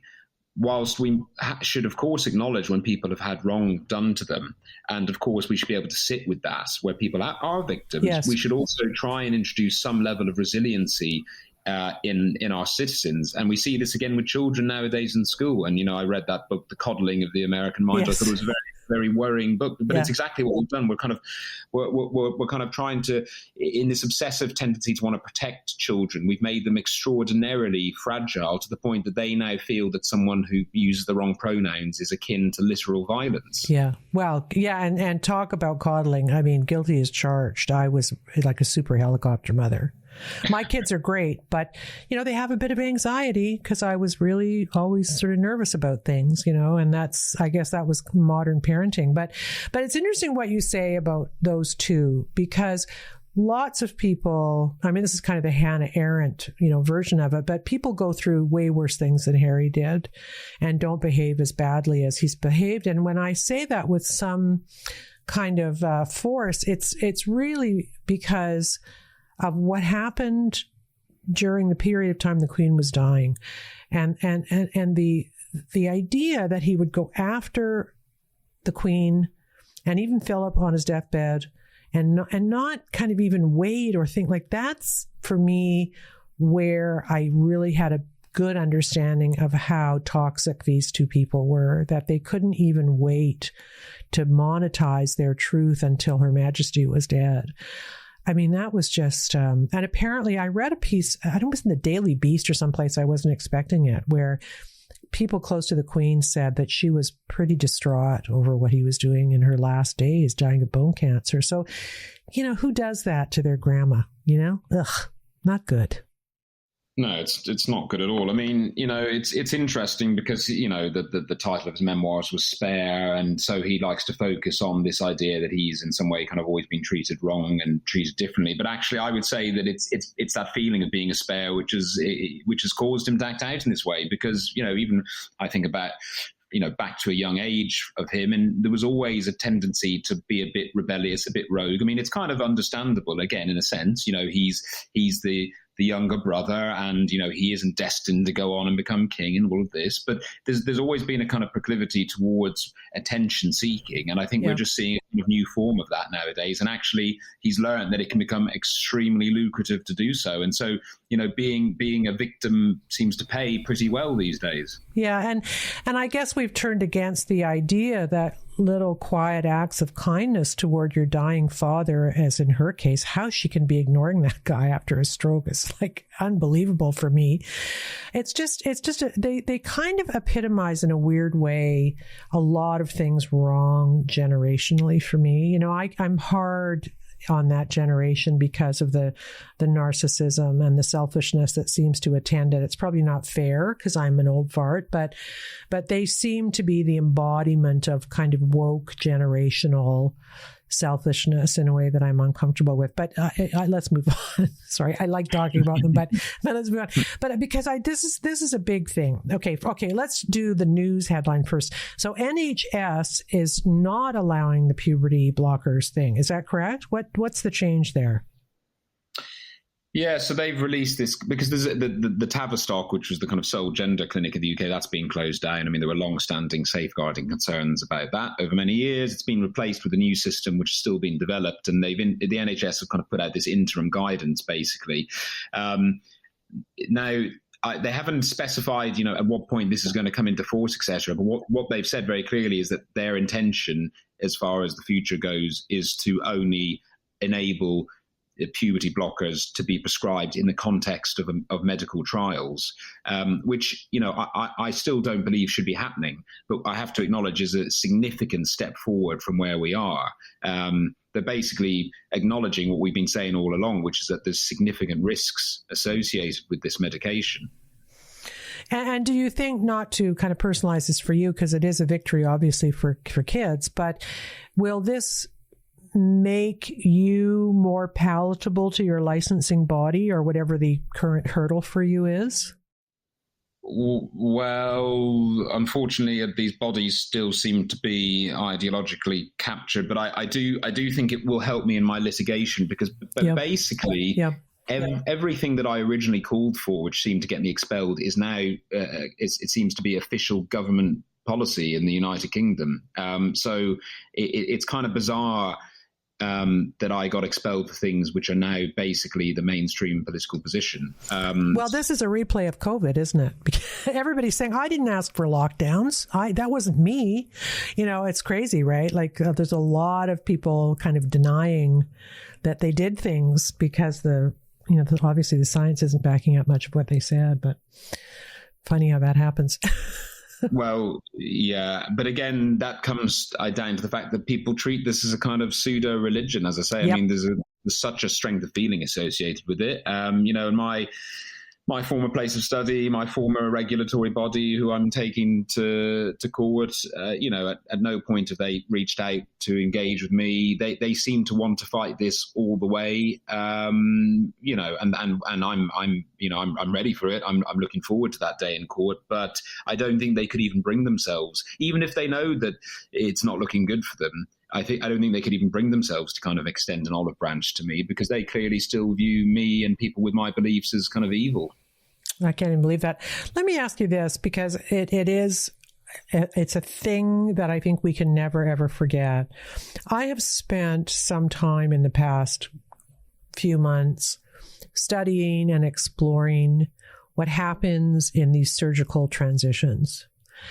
And I can't even really find any evidence that they actually do any good at all. They are terrible aesthetically. People can't pee. Richie, Tulip/Richie, was on my show actually with Helen Joyce, talking about all of the deficits he has now. And then the scraping for the female to male, the scraping of the arms for the tissue, and it's almost down to the bone. They're so disfigured. I mean, it's brutal. Everybody says it's brutal, but listen, people, if you go online and Google, phalloplasty and look at the pictures of what it's horrifying. So the question then becomes for the practitioners of this, how do they justify it? Is it justified on the basis that if we don't do it, the kid's going to kill himself? Because that's almost the bar you need to be at to justify the mutilation that attends these surgeries. What do you think is going on with those professionals who are doing it? I think they stand to make a hell of a lot of money. I mean, these procedures are very expensive. More and more of them are happening privately. Employers' health insurance policies, even my own health insurance policy, I looked it up recently. It wouldn't cover me for an ingrown toenail, which I had, but it would cover me if I wanted to have a medical transition to try and become a woman. That tells us something. No kidding. And then there's just generally a kind of euphemizing of language as well, which I think gives people the go-ahead to think, well, actually, it's not such a big deal if I perform this, because it's only top surgery, it's only gender-affirming surgery. It's only giving them the body that they always should have had, as opposed to confronting this in the cold light of day, which is that this is, for example, a double mastectomy, and it is the irreversible removal of someone's healthy body parts. I mean, if you paint it like that, it doesn't seem so simple. But if you say this is just gender confirmation procedure, it seems as if it's no big deal. And I've seen medical professionals on Twitter say that it's not a big deal if somebody regrets having their breast removed, because at a later point they can always have implants. I mean, it's crazy. It's the most atrocious thing. It is atrocious, and it's with the female to male, which seems to be aesthetically particularly egregious. But they create this thing that kind of looks like a hot dog on steroids. That's all I can say. I mean, it has none of the characteristics of an actual male penis. And it hangs uselessly from the abdomen. I mean, and then they can't get the urethra to work through it, so they're peeing into a bag, and then I also was reading about the vaginoplasties. They're creating these vaginas in men in what is an open wound. If the person has been on puberty blockers for a long time, there's not enough penile skin in order to craft a vagina, so they have to take skin from the colon to do it, and then it stinks, right? I mean, it's awful. And then they're putting these dilating things in there all the time to keep it's a wound, and they need to keep it open in order for it to stay a vagina. I mean, what are we doing? I mean, it's just... And what's interesting psychologically, I probably gave too much information there, but I felt I needed to. What's interesting psychologically is when you interview people who are post-op, mostly young people, they will delineate a litany of horror, of pain and aesthetic problems and what do you call them? Side effects or complications, I guess is the word they use. And they always will say, but I'm so glad I did it. It's like they're in a church and they will suffer whatever slings and arrows are thrown at them in order to to not say that something's wrong. They don't say they're happy they did it in a credible way, is what I'm saying. They're saying, oh yeah, but I know I've delineated all these terrible things, but don't think it's not worth it. It's totally worth it. Go and do it. It's a very, very sad and strange phenomenon. And while Richie tells the story, I do wonder what they're going to be like in 10 years after being disabled down there, for a long period of time. Well, yeah, I think you're completely right. And we see a tendency towards making jokes about it. I mean, there's this awful TV program in the United Kingdom called Naked Attraction. It's basically it's like a dating show for people who are completely naked. But anyway, they had someone on it recently. You guys are really eccentric, I got to tell you. It's such rubbish. I mean, I do worry about this country sometimes. But so this is a former contestant who originally came on a number of years ago when he was a man. But now he's transitioned to become a woman. And so he's back again looking for someone else to date. And he's had all the surgery. And the way he described it, I mean, and he was at pains to kind of constantly say, oh, it's like any other vagina. It's, it's perfect. But then goes on to say that he needs to spend 2 hours every day dilating it with what he called a, quote, oversized dildo. And then he made a crass joke, which I think was quite telling. He said, I specified that I wanted a penny slot machine, but it came out more like the Grand Canyon. Now that's obviously, it's. I don't really want to think about it too much, to be honest, because I won't be able to sleep at night. I know. It's horrible. But it also, it tells us something, which is why are they drawn towards making these kind of self-deprecating jokes? And I think it's because if you were to consent to having all of this kind of physical mutilation of your previously healthy body, and if you were to wake up after the surgery, as we know Richie and many others did, and think, what the hell have I done to myself? I can't see how you could actually get through that and keep yourself kind of sane and mentally intact without almost having to trick yourself into, thinking that actually it's all fine. Because if you were to really face up with the fact that you consented to potentially irreversibly ruining your life, I mean, that could destroy a person. Oh, I think you're so right about that. I think you're so right, because one of the things they're very clear about in these videos, these post-op videos I've been screening, mostly TikTok, is that they say it in the nicest way, but the surgeons are not telling them really what it's going to be like, right? They're not really saying what is going to happen to them. And I think one of my gifts and maybe one of my curses is that I'm pretty empathetic. I feel deeply, I think, what other people may feel. And I thought about what it would be like to wake up after being a woman for a long time with a fake penis stitched to my abdomen in that way, even if I thought I'd wanted it. And it does feel a bit like a horror movie. I know some people, maybe it really works for them and they actually have body dysphoria, fine. But these young women, especially who think they want to be men for whatever reason, I can't imagine the absolute horror of that. That is unthinkable for me. I can't get my head around it either. Yeah, I mean, I've heard Richie's story. Oh, he's a love, isn't he? He's the sweetest little thing. Yeah.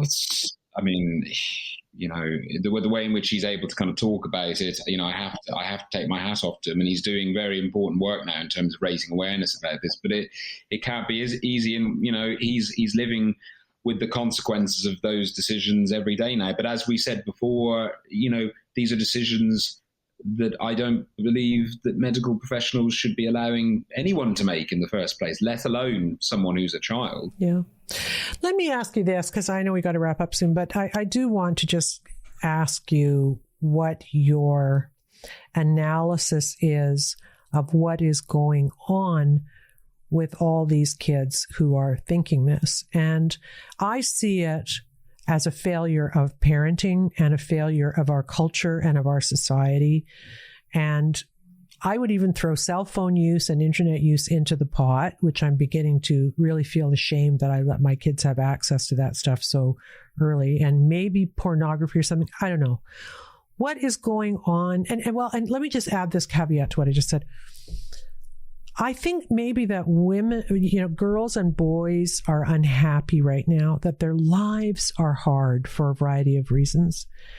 And that maybe the propaganda around transism is making them believe that the solution to their psychic pain is to become something else, and that they can do that by to use their phrase, changing their gender. Do you have an hypothesis about what is actually driving this in the cases where it's not kind of legitimate body dysphoria?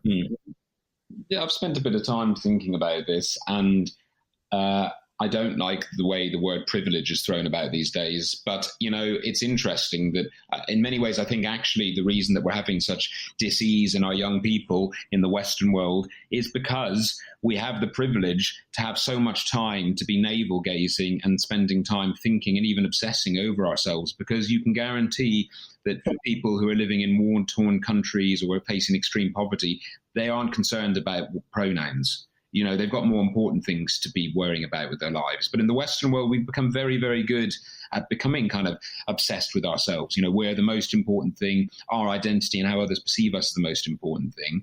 I think that's part of it, to be honest. But I in terms of kind of where the main culprit is, I wish there was an easy answer. But I believe actually it's been a collaborative effort between, in the past, the media, between our private corporations, between our schools, our health professionals, I don't, and even politicians, I don't believe that there's a kind of simple answer to this. This ideology has managed very successfully, and often operating under the radar, managed to kind of infiltrate a lot of these institutions. And by the time we realized it as a wider society, it was already too late. And that's the position we find ourselves now. 1,000%. So how do we reform your profession? Do you get calls from people saying, I get it now, I'm on your side, what can we do? I do. In my group, Thoughtful Therapists, we get increasing numbers of therapists reaching out to us. I get trainee therapists who are in places of study in the UK who are worried they're going to have to drop out because of the stuff that's being pushed on them, and they're too scared to speak out. So I do think more and more people are experiencing this and understanding what's happening. But again, the powers that be, those who lead a lot of these organizations, they still pretty captured, which is why it's part of the reason I'm taking the litigation that I am, because I believe that it's only through sending a strong message to these organizations, which is that unless you kind of actually start to think about the implications of your actions, you're going to suffer the consequences. I'm bringing this litigation on my own behalf, but I'm doing it for all the other trainee therapists out there who are too scared to speak out. And I think, unfortunately, we're going to need a lot more litigation until these organizations finally get the message. But kind of winning, right? Like the Tavistock has now changed its ways, and Mermaids has now fallen, as I understand it, into disrepute. Right. And NHS is starting to question, and eventually somebody's going to have to walk it back and say, where were all the mental health professionals while we were screwing this up? So that's kind of positive. Final question for you, and it's a personal one, but when you began seeking more credentials so you could become a psychotherapist, did you know that this was going on when you entered that world, or did that come as a surprise to you? Like you went in thinking one thing and it was actually another thing? Truthfully, and maybe to my shame, no, I wasn't that aware of what was going on. It's only once I started immersing myself in the world of counselling and psychotherapy that I began to hear and learn about it, and actually took proactive steps to read about this stuff. Yeah, don't say to your shame. I think it's normal that you would think people were behaving sanely in a profession that you want to go into. But the reason I put it that way was to say I'm wondering what toll this has taken. I know how hard these battles are when you're surrounded by people whose eyes are blank and fueled completely by ideology. How hard that is. So how are you doing? I've through all of this, I've met a lot of great people, and I've had a huge amount of generosity in terms of people supporting my crowdfund for my litigation. But in general terms, I feel very depressed at times. I've lost a lot of faith in human beings. I get very panicked about what the future holds. And although, as you've said, some things are moving in the right direction, I'm terrified that it's all going to be reversed again. And I can't get out of my head the thought every day of the children who are being put down this path of irreversible harm. And I feel like I need to stop all of it. And I can feel very, very overwhelmed sometimes because I just don't know where to begin in terms of challenging this stuff. It's definitely taken its toll on me, and I don't think I can ever look at the world the same way again. I am with you, brother. Well, my eye-opening period, I've had two. One was the Trump-Russia hoax as embraced by legacy media, of which I used to be a big part.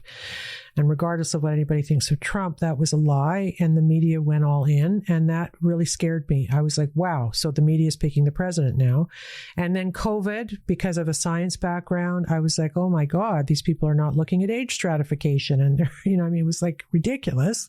That was really terrifying because we were being run by public health ideologues. And now this. So I think these things are all connected. It all has to do to some degree with ideological capture, right? Journalism, public health, now psychotherapy, all singing from the same kind of weird song sheet that has less to do with competence and objectivity and more to do with all banging the same drum, no matter how weird. That's what connects all those things together. And also understanding our managerial class are a bunch of boneheads who we can't trust anymore, right? So, so I'm with you, but there are great people who are fighting this fight with you. Abigail Schreier's one, obviously, and Helen Joyce and Kelly J. Keane and Billboard Chris and all these. I mean, Billboard Chris has been at it for years, so, and J.K. Rowling. I hope she's slipping you money from your crowdfunding. She should be. Would you tell me how people can connect with your crowdfund? How do they find it? Yeah, the easiest way is through my Twitter. My Twitter name is just James Esses. I've got links on there to both my Substack, where I write regular articles, and also my crowdfund. And people, if they're feeling able to do so, can donate to my case, because I have to keep raising money to see this through to the end, and they can get updates with my case as it progresses. I'm wholly reliant on people's kindness and generosity. And I've got my email address on my Twitter profile. I'm always happy for people to reach out to me if they need support or if they've got information that they want to be put out there. We all have to work together in this because we're all fighting for the same thing. We do. And I think parents are going to be, because Canadian schools are really captured, and our Prime Minister is pushing that really, really hard right now. So parents are now excluded from knowing, except for, I think, in New Brunswick, if their kids are trans, they are allowed to keep it a secret. I know there are parents struggling, and they may well want to get a hold of you. And maybe we should all talk about having a big event somewhere for all of the heretics on this to really, that would really drive them crazy. But we'd need armed guards, wouldn't we? All of us, right? We'd need. I mean, it would be it would be. I'm sure it would be a lot of fun. I'm sure there'd be a lot of alcohol consumed. It would be necessary, I think. Yeah, I'm up for it. Well, I'll tell you something, that Elizabeth Loftus, the memory expert, who was the person who bravely was exposing false memory syndrome back in the day, used to go to these conferences, these psychological conferences with not armed guards, but with bodyguards, because she was so hated. This is not new. I mean, every once in a while, a profession goes nuts. And sadly, they all seem to be going nuts at the same time right now for us. So we got to deal with that. But you know what, James, thank you so much for doing this. I feel better for having talked to you. I do. It's been nice chatting. Yeah. Keep on going, and let us know how you do, would you, please? I will do. Okay. Will do. And let's definitely stay in touch. Yes, let's do that. Thank you, James, so much. Thank you. Bye. So that was James Esses, and you should think about his little crowdfunding platform if you can afford it, because we got to support these people, and he's being pretty brave. So that's good, right? Okay, let's move on to the one and only Donald Trump, who's like the ever-ready bunny. He cannot be stopped. It's unbelievable. Is he going to drop dead or something?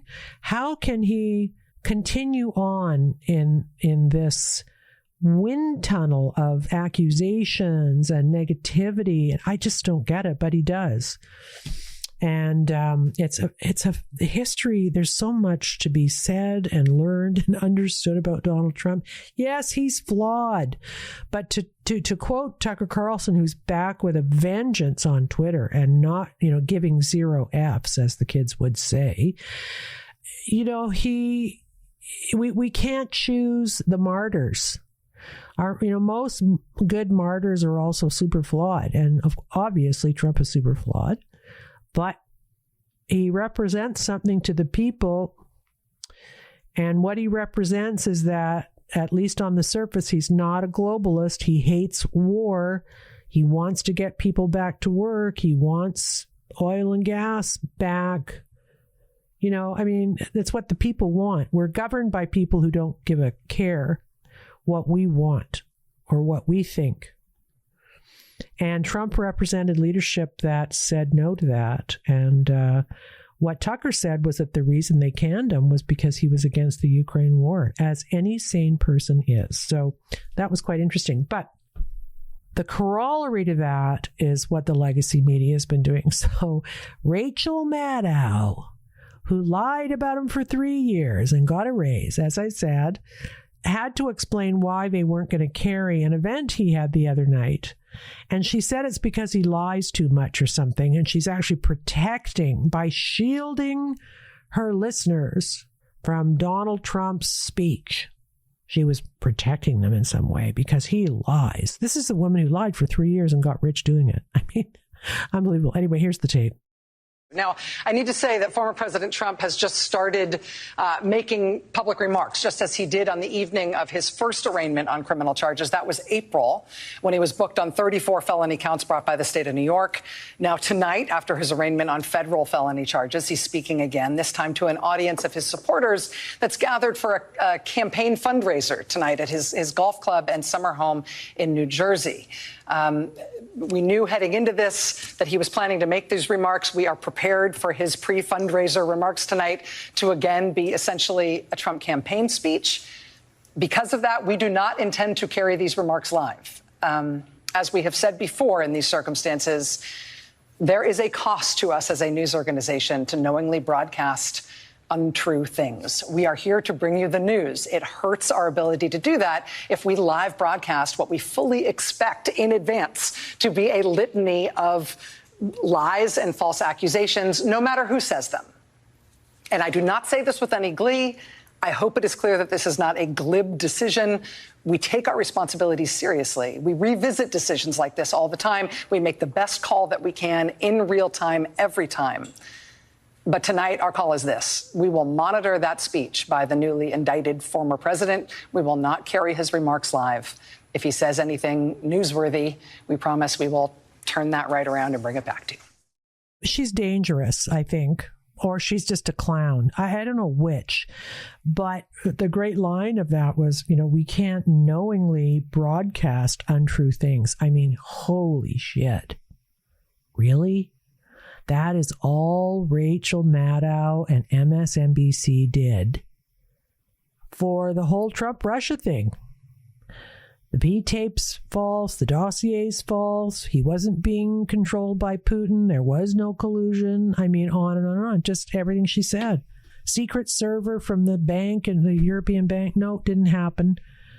Every night she would do a psychodrama about Trump-Russia, and she'd enter it in, she'd help you enter into her fantasy with, kind of a well-written story that was completely fabricated. Probably leaked to her by John Brennan, who has no credibility. So she's not running a Trump campaign speech because he lies too much, and all of a sudden she has an obligation as a journalist to shield us from that? What a joke. It's like the Truman Show we're living in here. How could she say that with a straight face? I don't know. Okay, last thing today.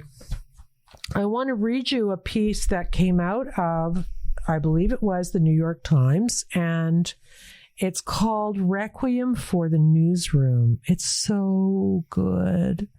I felt a little bit weepy reading it because it harkens back to a time. And let me tell you something. When I was a legacy news reporter, I loved it.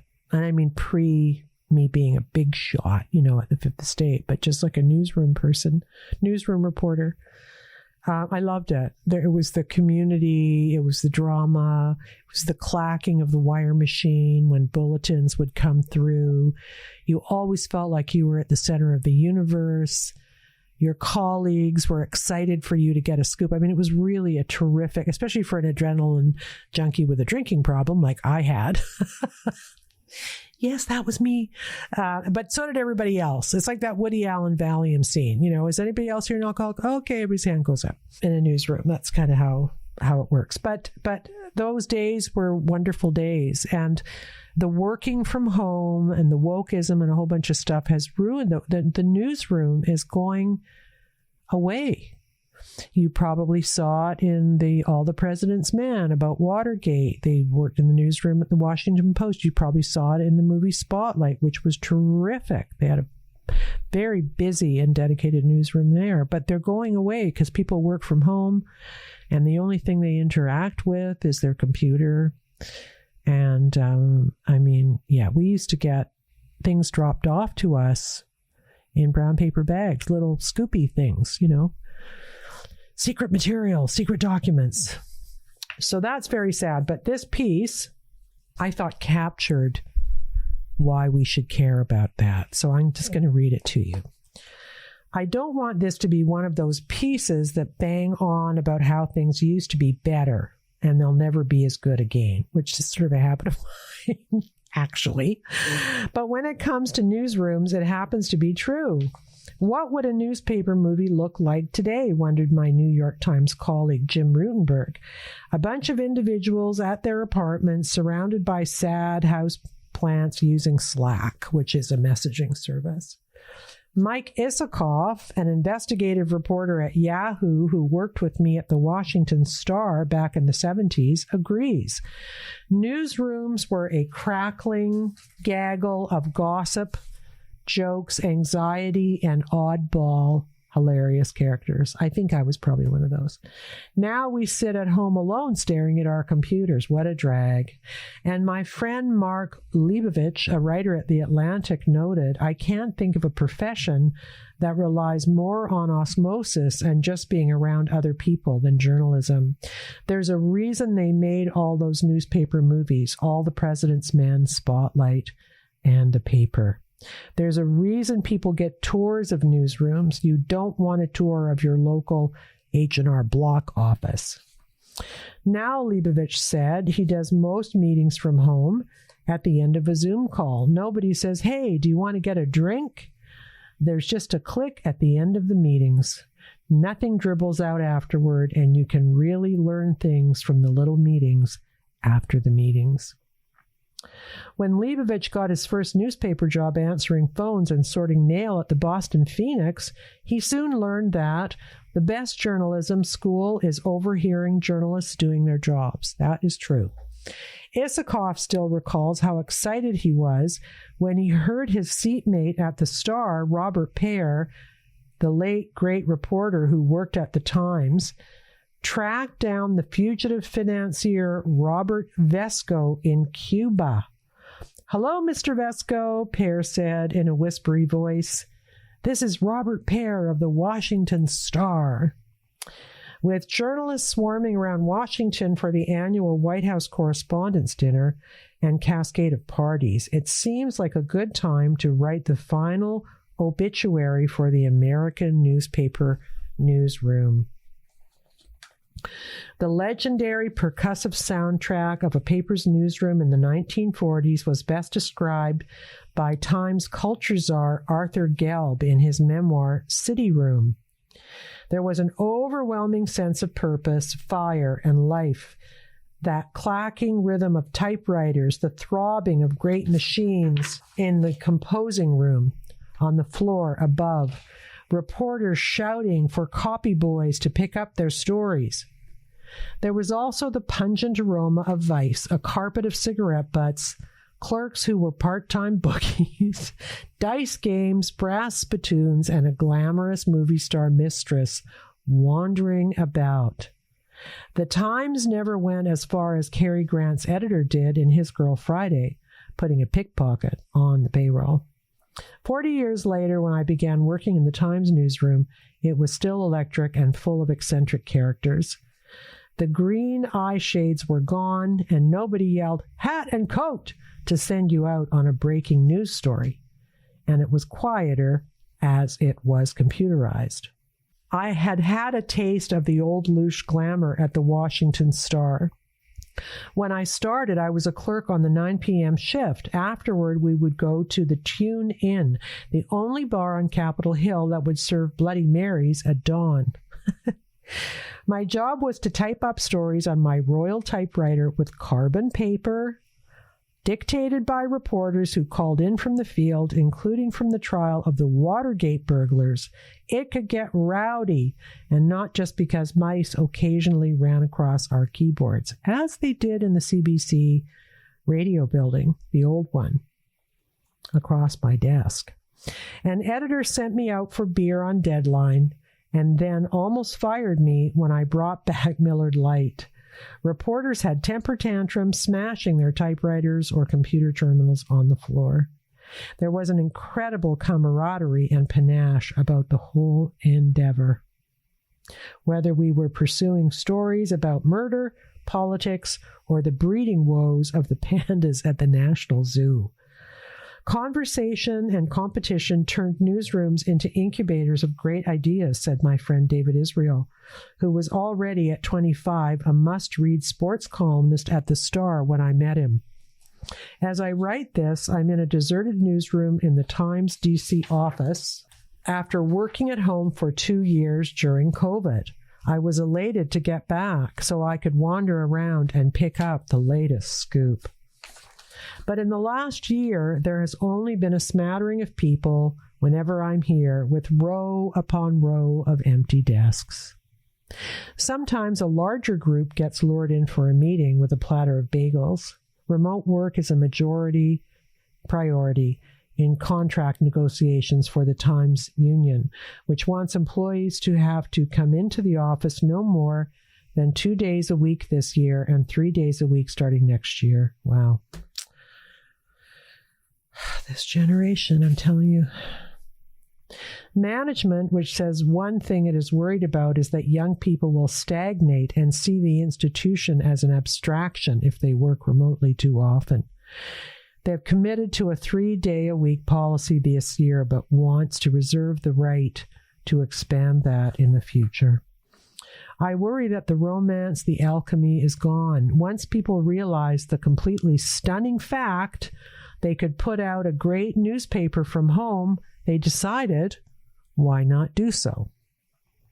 I appreciate the pleasures and convenience of working from home. I can light a fire, put on some Miles Davis, and write at the dining room table while getting stuff done around the house.